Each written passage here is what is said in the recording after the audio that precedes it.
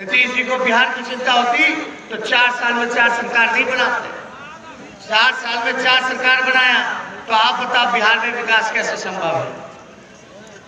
हम तो इतना कहना चाहते हैं आप लोगों से कि ये लोग आप लोगों को धोखा देने का काम किया है।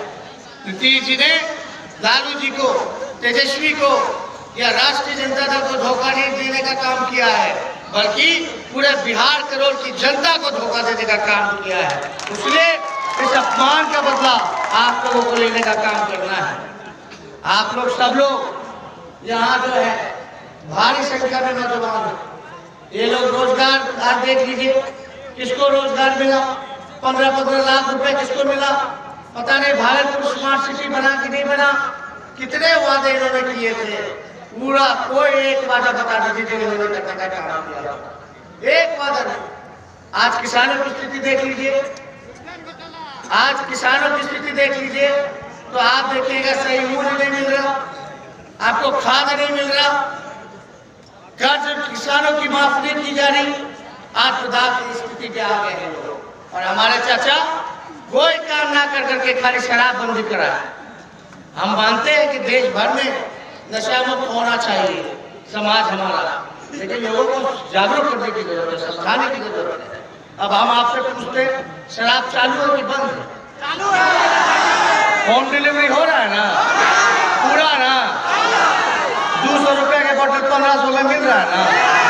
हाँ, आप बताइए, ये 200 रुपए और 1500 रुपए का जो अंतर है, 1300 रुपए का पैसा कौन खा रहा है? नीतीश चाचा के फंड में जा रहा है कि नहीं जा रहा है? ये लोग माफियाओं को नहीं पकड़ते हैं, गरीब को पकड़ते हैं। यहाँ तालियों पीजिएगा, महुओं पीजिएगा तो गरीबे को जेल ले जाएगा। अब बड़ा बड़ा अधिकारी अमीर दारू पी रहा है तो उस पर कोई कार्रवाई नहीं होती है।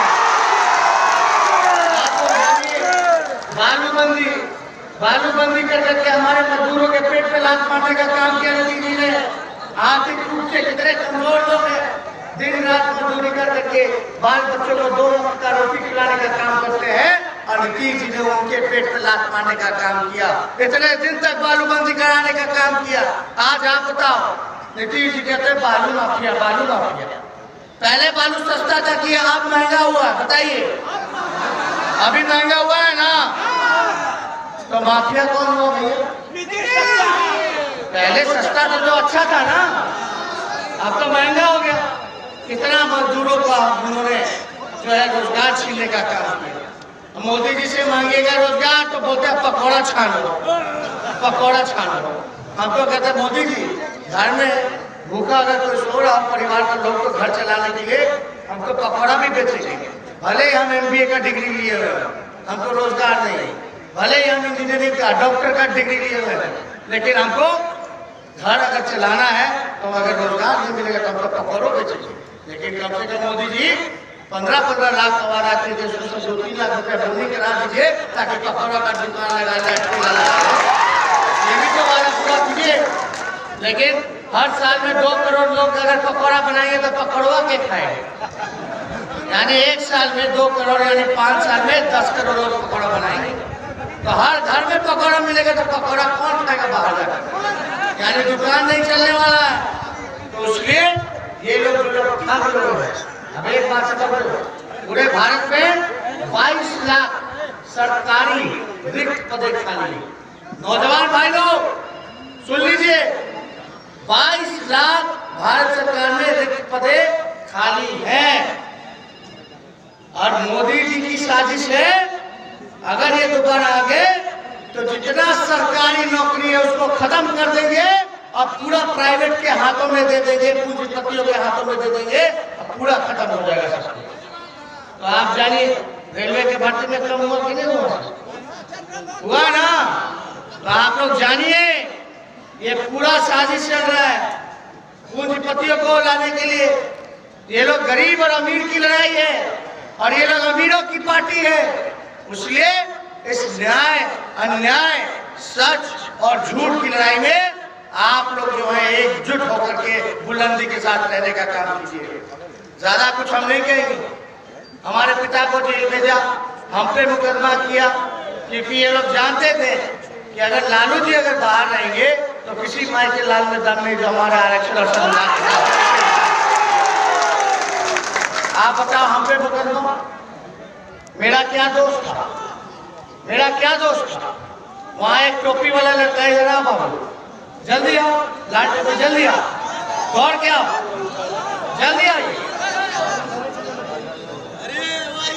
नीतीश जी बोलते ना कि एक्सप्लेन कर दिए, तो हम एक्सप्लेन कर देते हैं। कितना उम्र है?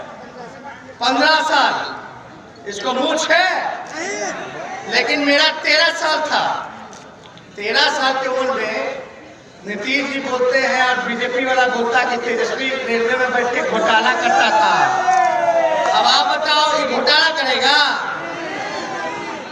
टेंडर कैसे मिलता है? टेंडर कैसे मिलता है? खेलने में मन लगता है ना, पढ़ने में मन लगता है ना। आप बताइए क्या लेना देना? हम अगर 13 साल के, मान लो हमने घोटाला किया 13 साल की उम्र में, तो उप मुख्यमंत्री रहते हुए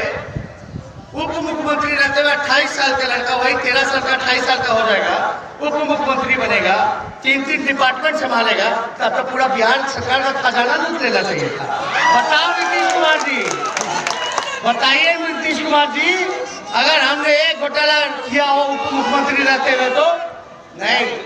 ये लोग सोचते थे कि लालू जी को जेल भेज दोगे तो लालू जी डर जाएंगे। अरे लालू जी इनके गिदड़ भक्ति से डरने वाले हैं, शेर है। कई लोग सोचा कि लालू जी तो डरा नहीं है, तो इनके बाल बच्चों पे मुकदमा शुरू कर दो। हम पे 35 मुकदमा, मेरे भाई पे मुकदमा, मेरी माँ पे मुकदमा, मेरी 7 बहन है, 7 बहनों पे मुकदमा, 7 बहनों की शादी हो गई, 7 जीजा है मेरे, 7 जीजा पे मुकदमा, मेरी बहन के जितने सास ससुर हैं उन सास ससुर जितने लोग थे सब पे मुकदमा, यानी 14 लोगों पर मुकदमा। समधन समधी 7 बहनें तो 14 लोग हुए ना, सास ससुर, उन समधी समधन पे भी कर दिए। और वो ने समधी के रिश्तेदारों पे भी मुकदमा। लेकिन अगर हमारे मन में लालच होता, लालू जी के मन में लालच होता, तो हम भी तो बीजेपी के साथ हाथ मिला लेते और आज बिहार के मुख्यमंत्री होते कि नहीं होते? लेकिन अपने विचार से कोई समझौता नहीं, अपने सिद्धांत और नीति से कोई समझौता नहीं, चाहे इधर से उधर कुछ भी हो जाए। जनता की लड़ाई कौन लड़ता? सामाजिक न्याय की लड़ाई कौन लड़ता? गरीब की लड़ाई कौन लड़ता? ये तो लालू जी हैं जो आपकी लड़ाई को लड़ने का काम कर रहे हैं। चाहे कितना भी परेशान किया जा रहा हो, कितना भी तंग किया जा रहा हो, लेकिन उफ तक नहीं कर रहे हैं और हमेशा आगे लड़ने का काम कर रहे हैं। चाहे कुछ भी हो जाए, गरीब की लड़ाई को लालू यादव और हम लोग राष्ट्रीय जनता दल महागठबंधन के लोग लड़ाई देखते हैं। 100 बार भी ऐसा कुर्सी मिलेगा जहां हमको विचार से आप लोगों की लड़ाई से समझौता करना पड़े, तो 100 बार उस कुर्सी को लात मारेंगे, लेकिन हम आपकी लड़ाई को नहीं छोड़ेंगे। इसलिए हम आप लोगों के बीच आए न्याय की, जनता की अदालत में ना तो सुनवाई होती है, ना तो तारीख तय होता है, सीधा फैसला होता है। फैसला आप लोगों को करना है, आप लोगों को न्याय करना है, तो न्याय कीजिएगा ना? पूरा समर्थन रहेगा ना? जब पिताजी को जेल भेजा जा रहा था, मान लो हम गलती करते, लालू जी गलती करते तो डर गए होते, डर करके शरण में चले जाते मोदी जी के। मोदी जी तो पूरा कैसे मुकदमा खत्म करा देते, मुख्यमंत्री बना देते, है कि नहीं? अब हमारे चाचा ने पलटी मारी ना, सृजन का डर था, सृजन घोटाले का ना डर था। हम लोग सच्चे थे, ईमानदार थे, उसमें लड़ाई लड़ रहे हैं। अब मुझे पूर्ण विश्वास है कि न्याय मिलेगा, लेकिन हमारे चाचा तो तुरंत पलटी मार के सृजन घोटाले के डर से, ताकि जेल चल जाएंगे, क्योंकि उन्होंने गलती की है। जो डरपोक होता है, जिसने गलती की होती है, वही शरण में जाता है कि नहीं जाता? तो मोदी जी के शरण में चलेंगे। अब भाजपा में तो चले जाओगे तो तुम्हारा तो पाप का भूल जाता है। हम लोग सुनते थे गंगा मैया ने डुबकी लगाई है तो पाप भूल जाएगा, लेकिन आज भाजपा में चल जाइए, चाहे कितना क्रिमिनल आदमी हो, कितना भ्रष्टाचारी आदमी हो, बीजेपी में गया तो पवित्र हो जाता है। तो इसलिए हम ज्यादा कुछ नहीं कहेंगे। हमारे पिता को जब जेल भेजा जा रहा था, तो हम साथ में उनके थे। तो हमारे पिता ने बोला, बेटा तुम निराश काहे लग रहे हो? निराश मत हो, जब भी निराश हो तो सीधे अपने मालिकों के बीच चले जाना। आज हम अपने मालिकों के बीच आप लोगों के बीच आए और आप लोगों से न्याय मांग रहे हैं, तो हम ज्यादा कुछ नहीं कहेंगे। हम निश्चिंत होकर के जाना यहाँ से। अपना बेटा भाई को आशीर्वाद दीजिएगा ना, दोनों हाथ उठा करके दीजिए। पीछे से लोग बैठे हैं, अब हम नारा लगाइए, आप लोग नारा लगाइएगा, नारा लगाएंगे, आप लोग लगाओगे साथ में। हम बोलेंगे भाजपा भगाओ, आप बोलेगा देश बचाओ। भाजपा भगाओ, भाजपा भगाओ, भाजपा भगाओ। अब हम बोलेंगे बेरोजगारी हटाओ, आप बोलेगा आरक्षण बढ़ाओ। बेरोजगारी हटाओ, बेरोजगारी हटाओ, बेरोजगारी हटाओ। अब हम बोलेंगे एक पट्टी चाचा के लिए।